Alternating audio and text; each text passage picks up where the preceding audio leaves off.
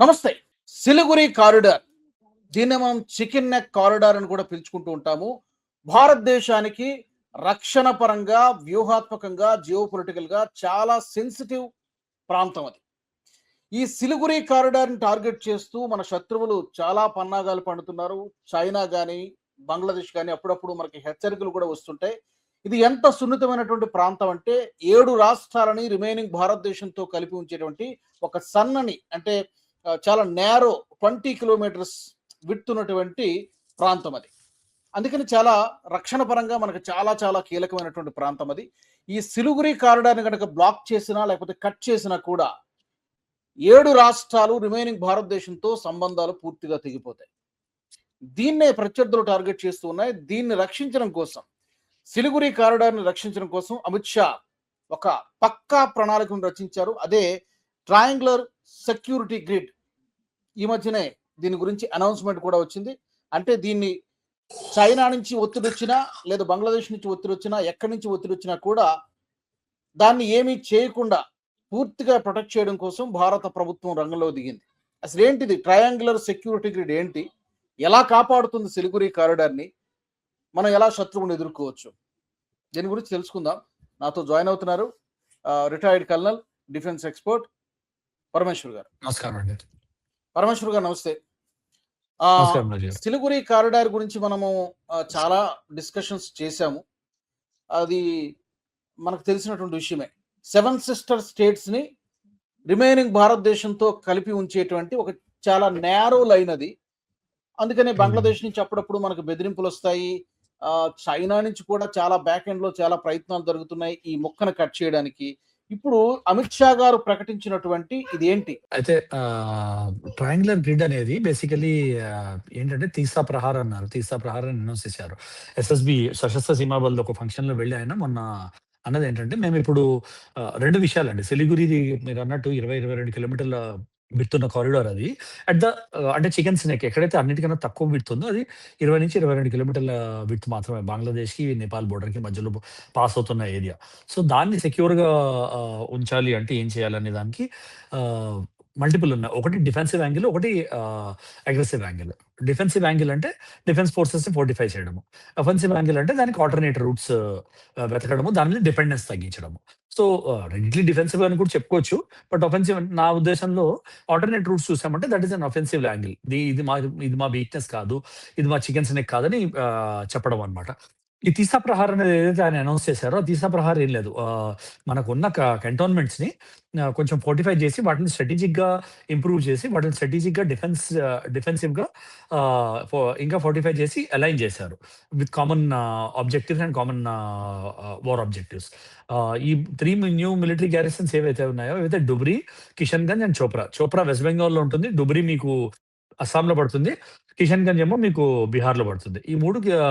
ఈ ఈ 3 డిఫెన్స్ గ్యారిసన్స్‌ని తీసా ప్రహార్ అనే ఒక ఎక్సర్‌సైజ్‌లో కండక్ట్ చేసి వాళ్ళని కామన్ ఎక్సర్‌సైజ్‌లో కండక్ట్ చేసి ఒక గ్రిడ్ ఫార్మేషన్ లాగా చేయాలని, surveillance, military presence, administrative control రీజియన్‌లో ఇంప్రూవ్ చేయాలని చెప్పి చేసిన ఇనిషియేటివే ఇది ట్రయాంగులర్ డిఫెన్సివ్ గ్రిడ్ అండి. దానిలోనే మొదటి భాగం ఏంటంటే మొన్న బెంగాల్‌లో ఆల్‌మోస్ట్ 1200 ఎకరాలు, 1100-1200 ఎకరాల దాకా బీఎస్ఎఫ్‌కి, ఎస్ఎస్‌బీకి 45 డేస్‌లో బీజేపీ గవర్నమెంట్ హ్యాండ్ ఓవర్ చేసింది గ్రౌండ్. మీరు ఫెన్సింగ్ అవి చేసుకోండి.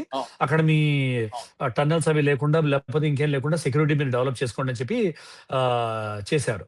అయితే that is a part of this only. And దాన్ని మెల్లమెల్లగా మీరు బోర్డర్ ఫోర్టిఫై చేశారంటే అక్కడ డిప్లాయ్‌మెంట్ మనము ప్లాన్ చేసుకోవచ్చు. ప్లాన్ చేసుకొని దాని తర్వాత మిగతా చోట్ల మనం డిప్లాయ్‌మెంట్ ప్లాన్ చేసుకోవడము, డిఫెన్సివ్ ఎక్సర్సైజ్ చేయడము, అలైన్‌మెంట్ బిట్వీన్ వేరియస్ ఫోర్సెస్ అంటే ఎస్ఎస్‌బీ, బీఎస్ఎఫ్ ఇంకా ఇండియన్ ఆర్మీ మధ్యలో జాయింట్ ఎక్సర్సైజెస్ కండక్ట్ చేసి వాటిని అలైన్ చేయడము అలాంటివన్నీ ఉంటాయన్నమాట. సో ఈ మధ్య అది అక్కడ యాక్టివిటీస్ ఎక్కువ అవడంతో ఏమైందంటే కొంచెం ఇన్ఫిల్ట్రేషన్ వాటిలన్నిటిలో కూడా కొంచెం గండిపడ్డాయని చెప్పి కూడా న్యూస్ వస్తుందన్నమాట. అయితే ఈ న్యూ జల్పాయిగురి, కిషన్‌గంజ్, ఠాకూర్‌గంజ్ వీటిల్లో ప్యారలల్‌గా ఏమవుతుందంటే ఈ ఎస్ఎస్‌బీ ల్యాండ్ ఏమైతుందో వాటిల దగ్గర కూడా వాటి ఫోర్టిఫికేషన్ అవన్నీ కూడా మొదలెట్టారు. అవి కూడా ఇంకా స్ట్రెంథెన్ చేశారన్నమాట. బిఎస్ఎఫ్ నుంచి సపోర్ట్ ఫోర్సెస్ ఇవన్నీ బిఎస్ఎఫ్ కానీ ఎస్ఎస్బి కానీ ఏమైతే ఉన్నాయో వార్ సినారియోలో ఇవన్నీ సపోర్ట్ ఫోర్సెస్ గా ఉంటాయి ఆర్మీలో. ఆర్మీ కమాండ్ కిందకి వచ్చి ఆర్మీ కమాండ్ చేస్తుంది ఫోర్సెస్ ని to guard and to make defence fortifications అంటే అండ్ టు రన్ సామాన్యుడికి అర్థమయ్యేలా చెప్పాలంటే సార్, సామాన్యుడికి అర్థమయ్యేలా చెప్పాలంటే ఈ ట్రయాంగులర్ సెక్యూరిటీ గ్రిడ్ అనేది 3 సైనిక స్థావరాలు లాంటివా? దాని చుట్టూ సిలిగురి కారిడార్ చుట్టూ 3 సైనిక స్థావరాలు, 3 స్టేట్స్ నుంచి equal distant, almost equal distant, అంతే 3 స్టేట్స్ నుంచి బీహార్, బెంగాల్, ఇంకా ఏదైతే ఈ అస్సాం ఉన్నాయో అవన్నీ closest states to the chicken neck అన్నమాట. ఈ 3 స్టేట్స్ నుంచి మొబిలైజ్ చేసి ఈజియెస్ట్ చేరుకునే చికెన్ స్నేక్ ని చేరుకోవడము, చికెన్ స్నేక్ ని డామినేట్ చేయడానికి క్లోజెస్ట్ అయిన స్టేట్స్ లో ఈ గ్యారిసన్స్ ని డెవలప్ చేసి వాటిని defensive objective protection of Siliguri corridor అని రీఇన్స్టేట్ చేయడం జరిగింది. సో దాంతో ఇది ట్రయాంగులర్ ఫోర్సెస్ కమాండ్ లాగా తయారైంది అనమాట. ఇప్పుడు అలాగే మనకి చాలా కాలంగా వింటూ ఉన్నటువంటిది ఈ కాలాదాన్ ప్రాజెక్ట్ అని కూడా విన్నాను. ఈ కాలాదాన్ ప్రాజెక్ట్ కనుక నిర్మాణం పూర్తయిపోతే మనకి మరింత ప్రొటెక్షన్ వస్తుంది, పర్టికులర్ గా ఈ 7 సిస్టర్ స్టేట్స్ కి అని అంటారు. ఈ కాలాదాన్ ప్రాజెక్ట్ ప్రస్తుతం స్టేటస్ ఏంటి, ఎప్పుడు మొదలు పెట్టారు, ఎప్పటికల్లా నిర్మాణం పూర్తయిపోతుంది, నిర్మాణం పూర్తయితే మనకి ఏంటి ప్రొటెక్షన్ పెరుగుతుందా సిలిగురి కారిడార్ కి, ఏంటి దాని వల్ల ఉపయోగం ఏంటి కాలాదాన్ ప్రాజెక్ట్ వల్ల? కాలాదాన్ ప్రాజెక్ట్ వల్ల ఒకటి ఇంపార్టెంట్, అన్నిటికన్నా ఇంపార్టెంట్ ఇందాక మీతో అన్నట్టు ఆల్టర్నేటివ్ రూట్స్ వెతుక్కోవడం. ఒకటి డిపెండెన్స్ ఆన్ సిలిగురి కారిడార్ తగ్గించడము, దాని తర్వాత సిలిగురి కారిడార్ ఈ చికెన్ స్నేక్ ని ప్రొటెక్ట్ చేసుకోవడము. అయితే ప్రొటెక్ట్ చేసుకునే దాని దాకా ఇప్పటిదాకా మాట్లాడాం మనము. అయితే కాలాదాన్ ప్రాజెక్ట్ ఏదైతే ఉందో అది మీకు చెప్పాలంటే 7 సిస్టర్స్ ఏవైతే స్టేట్స్ ఉన్నాయో ఈ 7 సిస్టర్స్ మొత్తము లాజిస్టిక్స్ బిజినెస్ అంతా ఈ వీటిల నుంచే వెళ్తాయి, ఈ 22 కిలోమీటర్స్ రోడ్ నుంచే వెళ్తాయి. అయితే ఈ ఒకవేళ ఈ చికెన్ స్నాక్ కట్ చేసామంటే మీరు గుర్తు చేసుకోవచ్చు, ఈ షర్జీల్ ఇమామ్ని కూడా జైల్లో పెట్టింది అందుకే, యాంటీ నేషనల్ యాక్టివిటీస్ కింద. మనము 5 లక్షల మంది ముస్లిమ్స్ ఉన్నాము, మనందరం కలిసామంటే ఈ చికెన్ స్నాక్ ని కట్ ఆఫ్ చేయొచ్చు, 7 సిస్టర్స్ ని ఇండియా దగ్గర నుంచి కట్ ఆఫ్ చేయొచ్చు అని అన్నాడు. అది మన వీక్నెస్. ఆ 7 సిస్టర్స్ స్టేట్స్ కి ఈ సిలిగురి కారిడార్ నుంచి వెళ్లే లాజిస్టిక్ ఏదైతే ఉందో అది మన వీక్నెస్. అయితే ఆ వీక్నెస్ ని మనం ఆపుకోవడానికి ఆల్టర్నేట్ రూట్ వెతికేదే ఈ కాలాదాన్ మల్టీ మోడల్ ట్రాన్స్పోర్ట్ ప్రాజెక్ట్ అని ఒకటి మనము ఐడియేట్ చేసామన్నమాట. అయితే ఇది ఏంటి ఐడియా, ఇది ఏంటంటే బంగ్లాదేశ్ కింద నుంచి నుంచి కోల్కతా నుంచి సిత్వే అనే పోర్ట్ ఉంది. సిత్వే పోర్ట్ లో మనం స్ట్రాటజిక్ గా మయన్మార్ లో ఉన్న సిత్వే పోర్ట్ లో మనం స్ట్రాటజిక్ గా ఇన్వెస్ట్ చేసి డెవలప్ చేసాం. ఆ పోర్ట్ ఓపెన్ అయిపోయింది. ఆ కోల్కతా నుంచి సిత్వే పోర్ట్ దాకా బై సీ పంపించాలి, సీ బేస్ యాక్సెస్ రూట్. దానిలో ఏంటంటే వాటర్, ఇంటర్నేషనల్ వాటర్, సో అది బ్లాక్ చేసే స్కోప్ లేదు. అది అయిన తర్వాత ఆ సిత్వే నుంచి మీకు ఏంటంటే ఈ కాలాదాన్ రివర్ ఉంది, కాలాదాన్ రివర్ మీదేమో బై రోడ్ కానీ బై రివర్ కానీ వాటర్ వేలో కానీ ట్రాన్స్పోర్ట్ చేయొచ్చు. అక్కడి నుంచి ఫైనల్ స్టేటస్ లో ఏంటి, ఈ ఇన్లాండ్ వాటర్ వే కాంపోనెంట్ అయిపోయిన తర్వాత పలేత్వా అని ఒక ప్లేస్ ఉంది. పలేత్వా అనేది మయన్మార్ లో, జోరిన్పూయ్ ఏమో మన మిజోరాంలో. పలేట్వా నుంచి జోరిన్పూయ్ రోడ్ లింక్ ఒకటి డెవలప్ చేస్తున్నాము. పలేట్వా నుంచి జోరిన్పూయ్ డిస్టెన్స్ అబౌట్ 109 కిలోమీటర్స్ ఉందండి. ఆ 109 కిలోమీటర్స్ రోడ్ డెవలప్ చేయడం మాత్రమే పెండింగ్ ఉంది. 2023లో సిత్వే పోర్టు, ఈ కలాదాన్ రోడ్ అవన్నీ ఇనాగ్రేట్ అయిపోయాయి. వచ్చి 109 కిలోమీటర్స్ రోడ్ మాత్రము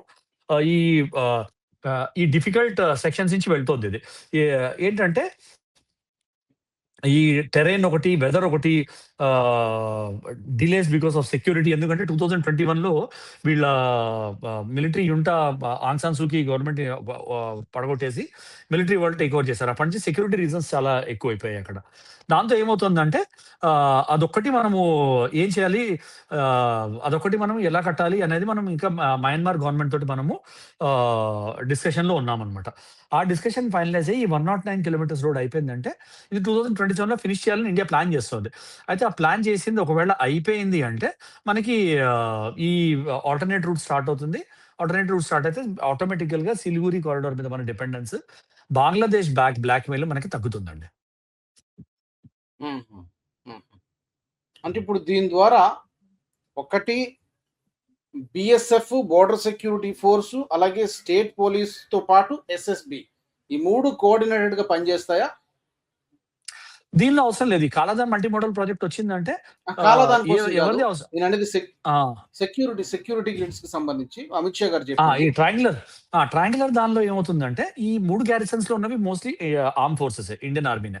అయితే ఈ ఆర్మ్ ఫోర్సెస్ అన్నీ ఏం చేస్తారంటే వాళ్ళు మొబిలైజ్ అయ్యేటప్పుడు, వాళ్ళు ఎక్సర్సైజెస్ చేసేటప్పుడు వాళ్ళు ఈ సశస్త్ర సీమా బల్ని ఇంకా బిఎస్ఎఫ్ ని కూడా అండర్ కమాండ్ తీసుకుంటారు. వాళ్ళకి కూడా ఆపరేషనల్ రోల్స్ ఇస్తారు. ఆపరేషన్స్ అయ్యిందంటే, యాక్టివ్ వార్ అయ్యిందంటే మీ రోల్ ఇది, మీ రోల్ ఇది, so me part of exercise ఇది అని జాయింట్ ఎక్సర్సైజెస్ చేస్తారనమాట. జాయింట్ ఎక్సర్సైజ్ చేయడంతో ఏమవుతుందంటే అండర్స్టాండింగ్, కోఆర్డినేషన్ పెరుగుతాయి. ఎందుకంటే వాళ్ళ డ్రిల్స్ వేరు ఉంటాయి, మా డ్రిల్స్ వేరు ఉంటాయి, మా లెవెల్ ఆఫ్ ట్రైనింగ్ వేరు ఉంటుంది, వాళ్ళ బిఎస్ఎఫ్ది, ఎస్ఎస్బిది లెవెల్ ఆఫ్ ట్రైనింగ్ వేరే ఉంటుంది. సో జాయింట్ ఎక్సర్సైజెస్ చేయడం ఏంటంటే ఆపరేషన్స్ లో ఏముంటుంది, ఆపరేషన్స్ లో వాళ్ళు ఏం చేయాలి, మేమేం చేయాలి, కోఆర్డినేషన్ ఎలా ఉంటుంది, నెట్వర్క్ ఎలా ఉంటుంది, కమ్యూనికేషన్ ఎలా ఉంటుంది, లాజిస్టిక్ సపోర్ట్ ఎలా ఉంటుంది అనే వాటి మీద క్లారిటీ వస్తుంది. సో ఈ జాయింట్ ఎక్సర్సైజెస్ కండక్ట్ చేయడం తోటి ఆపరేషనల్ రోల్ మీద క్లారిటీ వస్తుందండి. సో అందుకే జాయింట్ ఎక్సర్సైజెస్ చేస్తాం అనమాట. అయితే మనకి ఇప్పుడు ఈ మధ్య కాలంలో పరమేశ్వర్ గారు, నేపాల్ కి మనకి ఫ్రీ బోర్డర్ ఇప్పటికీ ఉన్నట్టు ఉంది. నేపాల్ కి అవునండి. మనకి ఫ్రీ బోర్డర్ ఉంది.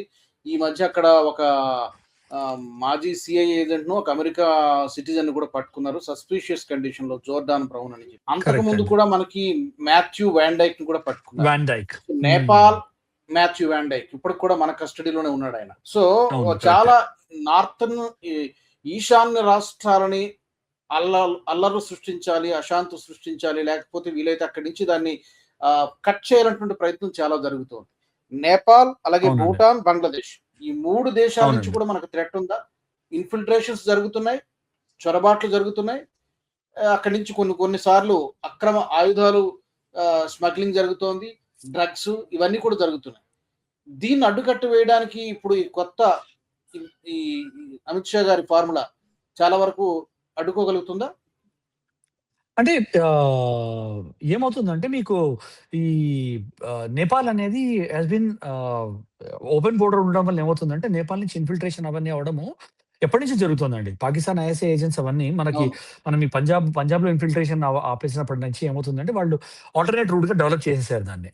ఆహ్, ఈ ఆహ్, ఈ నేపాల్‌ని. సో నేపాల్‌లో ఐఎస్ఐ ఏజెంట్స్ పట్టుకుపోవడము, నేపాల్ నుంచి మనం ఇన్‌ఫాక్ట్ మీరు చూసారంటే ఆహ్, ఎవరు ఇండియన్ ముజాహిదీన్ లీడర్‌ని యాసీన్ భట్కల్‌ని కూడా అక్కడి నుంచి పట్టుకొనొచ్చారు మన వాళ్ళు, రా ఏజెంట్స్ వెళ్లి. So it is a very old this thing. Nepal నుంచే ఫేక్ కరెన్సీ రావడము, యూపీలో సమాజ్‌వాదీ సమాజ్‌వాదీ పార్టీ గవర్నమెంట్ ఉన్నప్పుడు ఫ్రీ బోర్డర్‌తో ఉండడంతోటి వాళ్ళు రానివ్వడము, ఫేక్ క్యాష్ రావడము, ఎలక్షన్స్‌ని ఫండ్ చేయడము, బీజేపీని ఓడగొట్టడానికి చేయడం, ఇవన్నీ జరిగినవే, తెలిసినవన్నీ. సో ఏంటంటే ఈ నేపాల్ అనేది clear and present danger. So Nepal నుంచి వచ్చే రూట్స్, సీఐఏ ఏజెంట్ దొరకడం అవన్నీ పట్టుకుపోవడం అనేది ఓల్డ్ థింగే. మీరు చూసారంటే బంగ్లాదేశ్‌లో అన్రెస్ట్ జరిగేటప్పుడు కూడా ఒక అమెరికన్ నేషనల్ 7 దొరికింది బంగ్లాదేశ్ హోటల్‌లో. అయితే వాళ్ళు ఏ దేశంలో అయినా ఫారెన్ నేషనల్ 7 దొరికింది అంటే ప్రోటోకాల్ ఏంటంటే ఆ దేశంలో పోస్ట్‌మార్టం చేస్తారు. ఎలా చనిపోయాడు ఏంటనేది ఇన్వెస్టిగేట్ చేసి దాని తర్వాత బాడీ హ్యాండ్ ఓవర్ చేస్తారు. కానీ ఏమైంది, సడెన్‌గా అమెరికన్ ఎంబసీ వాళ్ళు సైలెంట్‌గా బాడీని 24 అవర్స్‌లో ప్యాక్ చేసి తీసుకెళ్ళిపోవడం జరిగింది. సో హ్మ్. అప్పుడు కూడా మోదీ గారి మీద పెద్ద అసాసినేషన్ అటెంప్ట్ జరగబోతోందని పెద్ద న్యూస్ వచ్చింది. దానిలో వచ్చిన అతన్ని సందిగ్ధంగా వీళ్ళు మూసాద్ ఏజెన్సీ ఇంకా రష్యన్ కేజీబీ ఏజెంట్స్ కలిపి చంపేశారు. దానివల్లనే ఈ ఇది ఆగింది. ఈ అసాసినేషన్ అటెంప్ట్ ఆగడం జరిగిందని చెప్పేసి న్యూస్ కూడా వచ్చింది. కానీ అది బయటికి రాలేదు. ఆబ్వియస్‌లీ అది నిజమైనా కూడా బయటికి రాదది. బట్ ఇవన్నీ జరగడం, యాక్టివిటీస్ జరగడము, మాథ్యూ వాన్ డైక్ దొరకడం, మాథ్యూ వాన్ డైక్‌ని చాలా కష్టపడి తీసుకురావడం, ఇండియాకి తీసుకురావడానికి ట్రై చేయడము, ఇండియా నుంచి తీసుకెళ్ళిపోవడానికి ట్రై చేయడం యూఎస్ఏ, ఇవన్నీ ఏంటంటే they are signs that deep state is involved అనండి. సో మనము జాగ్రత్తగా, అప్రమత్తంగా ఉండాల్సింది చాలా క్లియర్‌గా ఉంది. అండ్ దాంతో పాటు సీఏది ఇది కూడా ఉంది. సీఏది ఒక ఆల్టర్‌నేట్ ఎజెండా కూడా ఉంది. ఇండియాకి వెస్ట్‌లో ఏమో మొత్తం ఇస్లామిక్ కింగ్‌డమ్ అవి ఉన్నాయి. ఈస్ట్‌లో ఒక క్రిస్టియన్ కింగ్‌డమ్ ఎస్టాబ్లిష్ చేయాలి, అది మయన్మార్‌ని టార్గెట్ చేయాలన్నది వాళ్ళ ఓల్డ్ ప్లాన్. సో దానిలో వాళ్ళు సీఏఏ అటువైపు ఇంటెన్సివ్ అవ్వడం అనేది Manipur is Christian dominated state. So ఏంటంటే మణిపూర్‌ని ఒకవేళ సెపరేట్ చేయగలిగితే ఇండియా నుంచి వాళ్ళకి బెనిఫిట్ అవుతుంది కదా! సో ఇవన్నీ మనం ఎప్పుడు మైండ్‌లో ఉంచుకోవాల్సిందే. మన ఆపరేటింగ్ ఏజెన్సీస్ మైండ్‌లో ఉంచుకోవాల్సిందే. అండ్ మనం జాగ్రత్త పడాల్సినవే అండి. ఫైనల్లీ సార్, ఈ మధ్యనే మన రా chief research and analysis wing రా చీఫ్ పరాగ్ జైన్ గారు బంగ్లాదేశ్ వెళ్ళారు. మీరు కూడా చూసారు. అవునండి. ఏంటి అవును. Anything specific? ఎందుకంటే బంగ్లాదేశ్ ఈ మధ్య కాలంలో మనకి వ్యతిరేకంగా మాట్లాడుతూ ఉన్నది అంటే వేరియస్ ఇష్యూస్. షేక్ హసీనా విషయం కావచ్చు, ఆమె ఆ రోజు ప్రెస్ మీట్ పెట్టినప్పుడు కానివ్వండి, ఈమె డిసెంబర్ లోపు నేను వెళ్ళిపోతాను అనడం కానివ్వండి, ఇవన్నీ కూడా కొంత డిప్లొమాటిక్ టెన్షన్స్ ఉన్నాయి. మన చీఫ్ వెళ్ళి ఏం మాట్లాడారు, ఏమన్నా ఒక గట్టి వార్నింగ్ ఇచ్చి వచ్చారా, ఏంటి సంభాషణ, వాట్ వాజ్ ద కన్వర్సేషన్, మనకున్నటువంటి ఇన్పుట్స్ ఏంటి అసలు? అంటే మల్టిపుల్ మనకున్న ఇన్పుట్స్ అన్ని until the official version comes out మనకున్న ఇన్పుట్స్ అన్ని గెస్ వర్క్ అనే అనొచ్చండి. బట్ ఇన్ మై వ్యూ ఏంటి అంటే రా చీఫ్ వెళ్ళడం ఇవన్నీ దాని ముందర నేషనల్ సెక్యూరిటీ అడ్వైజర్ కూడా వెళ్ళొచ్చారు కొత్త ప్రైమ్ మినిస్టర్ వాళ్ళ ఓత్ తీసుకోగానే. So India has intensified, engagement intensify చేసింది India. That is a good sign. పాజిటివా నెగిటివా దాని రిజల్ట్స్ ఏమొచ్చాయి అనేది తర్వాత చూడొచ్చు మనము. బట్ ఏంటంటే ఎంగేజ్మెంట్ ఇంటెన్సిఫై చేసాము, మెసేజ్ ఇవ్వడం మొదలెట్టాము. అండ్ ఫర్మ్లీ ఎన్ఎస్ఏ చీఫ్ వెళ్ళినా కానీ, రా చీఫ్ వెళ్ళినా కానీ క్లియర్ గా ఉన్న ఇంటెలిజెన్స్ ఇన్పుట్స్ అక్కడ షేర్ చేస్తాము. షేర్ చేసి బాబు మీ ఫ్యూచర్ మాతోనే ఉంది, మీరు చైనా తోటి పాకిస్తాన్ తోటి వెళ్ళాలంటే నష్టం మీకే అనేది మాత్రం క్లియర్ మెసేజ్ అయితే గ్యారంటీగా ఇచ్చి ఉంటాం. There is no doubt about it. మీరు చూస్తే అక్కడ బంగ్లాదేశ్ లో anti India movement, anti India voices కూడా మెల్లమెల్లంగా ఈ విజిట్స్ అవి అవడం వల్ల నలిఫై అయినాయి, అంటే బయటికి రావట్లేదు ఇప్పుడు. సో వీటిలన్నింటితో తెలిసేది ఏంటంటే ఎంగేజ్మెంట్ ఇంటెన్సిఫై చేసాం. ట్రేడ్ అయినా సర్వైవల్ అయినా మీకు మాతోనే ఉంటుంది, మీరు మాతోనే సర్వైవ్ అవ్వాలి, మీకు మాతోనే ఉంటుందని మెసేజ్ మాత్రం చాలా క్లియర్ గా ఇచ్చే ఉంటాం. ఎందుకంటే బంగ్లాదేశ్ మోస్ట్లీ ఏంటి, ఈ మల్టీనేషనల్ బ్రాండ్స్ ఉన్నాయి, వాటి క్లోతింగ్ ఇండస్ట్రీ, వాళ్ళు కూడా లేబర్ ఇంటెన్సివ్ ఇండస్ట్రీ. ఆ లేబర్ ఇంటెన్సివ్ ఇండస్ట్రీ మీద టాక్సెస్, సెస్ అవన్నీ మనం పెంచేసాం అనుకోండి ఇండియాలోకి వచ్చే దాని మీద, వాళ్ళ ఇస్తున్న చీప్ లేబర్ కి బెనిఫిట్ ఉండదు వాళ్ళకి. సో ఏమవుతుందంటే డిపెండెన్సీ ఉంది కదా, బంగ్లాదేశ్ సివియర్ డిపెండెన్సీ ఉంది కదా, సివియర్ డిపెండెన్సీ ఉండడంతో ఏంటంటే వాళ్ళు మనతో జాగ్రత్తగా ఉండడం అనేది వాళ్ళకే బెనిఫిట్. వాళ్ళతో మనకు వచ్చే వాళ్ళు మనకి ఇరిటేషన్ క్రియేట్ చేయొచ్చు, మనకు ఇంకో డిఫెన్స్ ఇష్యూ క్రియేట్ చేయొచ్చు, చేయలేరని నేను అనట్లేదు. బట్ మన వల్ల వాళ్ళకి వచ్చేది చాలా బెనిఫిట్ ఉంది. వాళ్ళ డెవలప్మెంట్ కి, వాళ్ళ గ్రోత్ కి మనతో ఎంగేజ్ అవ్వడం చాలా ఇంపార్టెంట్. సో ఈ మెసేజెస్ చాలా ఫర్మ్ గా వెళ్ళే ఉంటాయి, గ్యారంటీగా వెళ్ళి ఉంటాయి. అండ్ వాళ్ళ కొత్త ప్రైమ్ మినిస్టర్ కూడా ఇన్స్పైట్ ఆఫ్ చాలా మంది భయపడ్డారు, anti India forces, anti India ఇవి ఉంటాయి చాలా అని అనుకున్నా కూడా ఆయన అలాంటి నాయిసెస్ ఏం చేయలేదు. ఇండియాతో ఫ్రెండ్షిప్ పెట్టుకోవాలని డైరెక్ట్ గా ఇండైరెక్ట్ గా మాట్లాడడం జరిగింది. So these are all good signs. మనకి బంగ్లాదేశ్ లో పీస్ ఉంటేనే మనకి మంచిదండి. లాంగ్ టర్మ్ లో బంగ్లాదేశ్ లో పీస్ ఉంటేనే మనకి, పీస్ అండ్ ఎంగేజ్మెంట్ ఉంటేనే మనకి మంచిది. ఒక సైడ్ నుంచి అట్లీస్ట్ ఎంగేజ్ అవ్వాల్సిన అవసరం ఉండదు కదా. పాకిస్తాన్ ఎట్లా ఎంగేజ్ చేస్తుంది మనని, అక్కడి నుంచి చైనా తోటి ఎట్లయినా మనకి ప్రాబ్లం ఉంటుంది. అలాంటిది మనం బంగ్లాదేశ్ లో కూడా ఎంగేజ్ అయితే మనకే నష్టం. సో మనం ఎప్పుడైనా జాగ్రత్తగా ఉండాల్సిందే. అది జాగ్రత్తగా ఉండాల్సిందే. అండ్ దే షుడ్ రియలైజ్, అది బంగ్లాదేశ్ గానీ, నేపాల్ గానీ, ఈ చిన్న చిన్న కంట్రీస్ అన్ని కూడా మనకి అవసరం, మనతో అవసరం, భారత్ తో వాళ్ళకి అవసరం ఉంది కాబట్టి దే షుడ్ రియలైజ్ దట్. ఎక్కువగా చైనా ట్రాప్ లో పడకుండా మనతో క్లోజ్ రిలేషన్స్ మెయింటైన్ చేస్తే వాళ్ళకే మంచి. అదే మెసేజ్ ఎనీవే ఈ ప్రాజెక్ట్. థ్యాంక్ యూ పరమేశ్వర్ గారు, thank you for joining us. Siliguri corridor ని ప్రొటెక్ట్ చేయడానికి, రక్షించడానికి అమిత్ షా అద్భుతమైనటువంటి ప్రణాళిక వేశారు. ఒకటి, సిలిగురి కారిడార్ ని రక్షించడంతో పాటు ఒకే ఒక్క మార్గంపై డిపెండ్ కాకుండా ఇతర ప్రత్యామ్నాయ మార్గాలను కూడా ఏర్పాటు చేసేటువంటి పనిలో భారత ప్రభుత్వం, పర్టికులర్ గా అమిత్ షా గారు ఒక రోడ్ మ్యాప్ డిజైన్ చేశారు. ఇక చైనా ఎత్తుగడలు కానీ, లేకపోతే బంగ్లాదేశ్ ఎత్తుగడలు కానీ ఇక మీదట వాళ్ళ ఆటలు సాగు. పదే భారత్ ని బెదిరించడము, చూడండి కావాలంటే మేము చికెన్ ఎక్కడ కట్ చేసేస్తామని చెప్పి బంగ్లాదేశ్ నుంచి బెదిరింపులు రావడం.